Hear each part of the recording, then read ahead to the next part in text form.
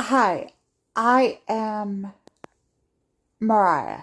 I'm 38 and my normal is a balancing act that most people can't see. I am a student, a caregiver, and a co-founder, but I'm also fighting type 2 diabetes, epilepsy, and ADHD, and I'm nearly deaf. Being a neurodivergent in a world designed for a typical is one thing. Doing it while managing blood sugar and seizure thresholds is another. I'm not just building Ash and Press for fun. I'm building it because my life depends on creating a foundation that works for my body, not against it.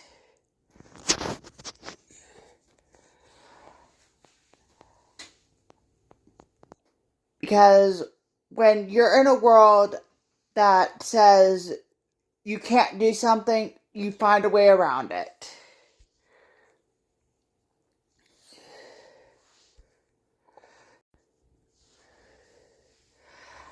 Have you ever tried to write a 2,000 word essay in college where your blood sugar is crashing?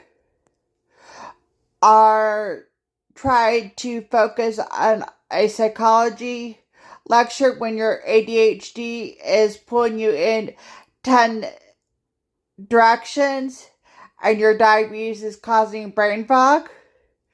It's not just about the work. It's about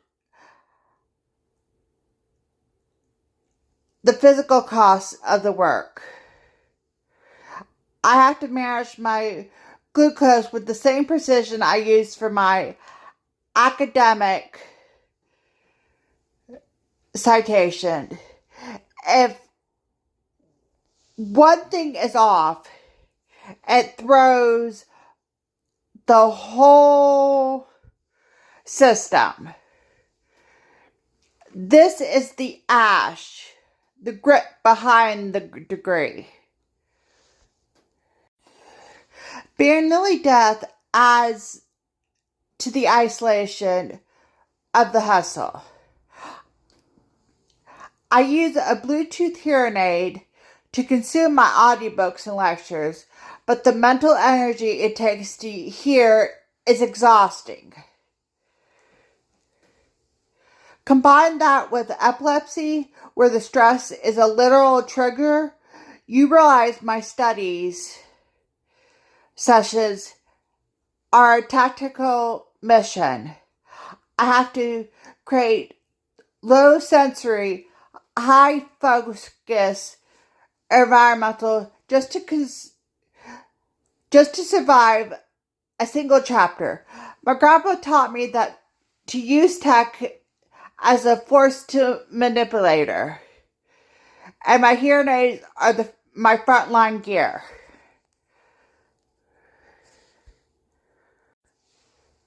Because I am a caregiver for my mom, which means my needs often come last. But as a diabetic and epileptic, putting myself last can be dangerous. I'm managing her wheelchair logistics and her health while my own body is sending out the warning signs. It is a high stakes game of survival because we are trapped in a place that is not designed for wheelchair bound user because of concrete stairs out the front door.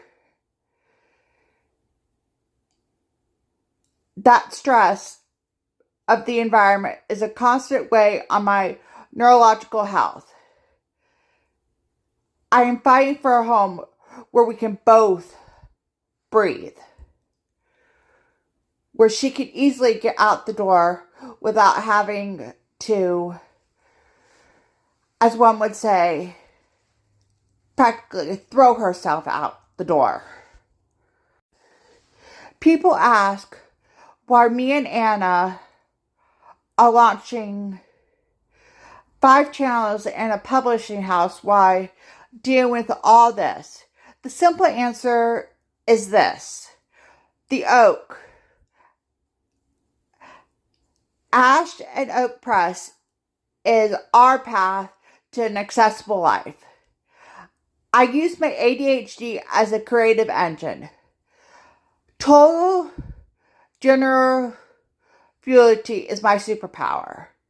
I can pivot from a general psychological engineer into a culinary legacy because my brain is wired for complexity.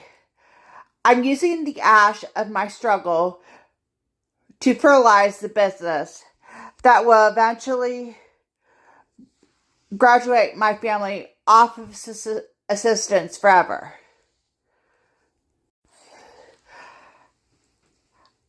My epilepsy and neurodivergence make me hyper-aware of my surroundings. In my brand, the sensory storyteller, I turn that hyper-awareness into an asset instead of a disadvantage. I describe the world with visceral details because I've experienced the world with visceral intensity. Every smell in the kitchen, every vibration of sound I can't quite hear, it all goes into the craft. I am taking neurological static of my life and turning it into a professional frequency for our readers.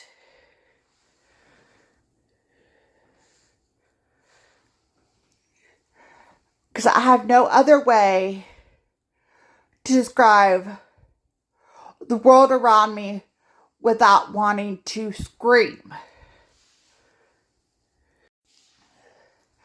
My grandpa taught me the OODA loop. Observe, orient, decide, and act. As an epileptic and diabetic, I use this every hour. If I feel a flicker in my vision or shakiness in my hands, I don't panic. I observe the symptoms, orient to my blood sugar or stress level, decide on the intervention, and act. This is a military discipline.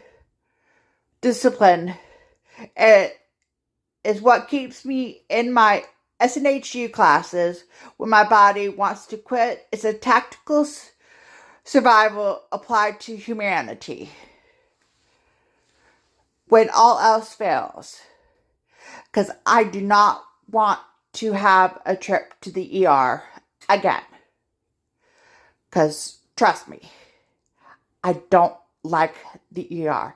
I spent enough time in them. Living in a home with crumbling concrete stairs isn't just a physical barrier, it's a neurological trigger.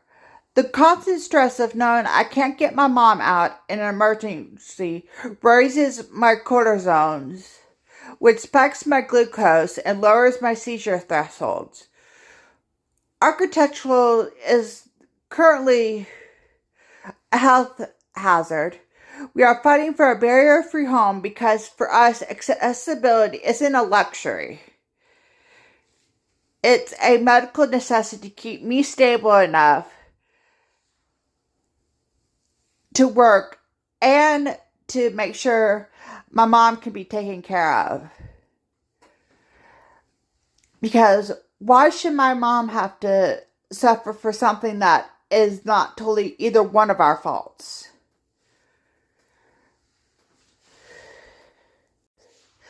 Despite the diabetes, cooking remains my heart. My grandma taught me that even when you have nothing, the kitchen is a creative outlet. I have a degree in culinary arts, but I now learn through the adapted chef way. It is managing my mom's wheelchair in a cramped space while I manage our own low-income food options. We're proving that disability doesn't end a legacy. It just requires us to be more innovative in the way we cook. It doesn't matter how much you make. It matters on how you are willing to stretch that budget. Because I am nearly deaf and have ADHD, I have to fortify my information. I don't just read. I have to anoint and achieve everything with a soldier's precision. My creative assets at Ash and Oak Press are backed up and indexed because my brain fog might steal a memory, but my systems won't. This is how a neurodivergent co-founder stays ahead of the curve by building existential systems that are stronger than my internal static, which for many who are ADHD, it is a struggle. Because I have just entered my third term at SNHU, I'm specializing in the psychology fortification. I'm 38 and I treat my education like a tactical mission. Every essay is a battle against ADHD distractions and diabetic lethargic. But I'm building characters for the Ash and Oak, who are the structural sound as I am becoming. We are engineering empath by showing the world that resilience is deliberate. It's deliberating, exhausting, and beautiful process. So this is the Ash, the diabetes, the epilepsy, and the deafness, and the struggle. But look closer, and you'll see the oak rising. We are building the media network to graduate office assistants into independence. My mom worked so hard so we could eat. Now I'm fighting so she can finally cook in a safe home. We aren't victims of our health. We are the architect of our rebirth. Join the journey. Let us build something unyielding.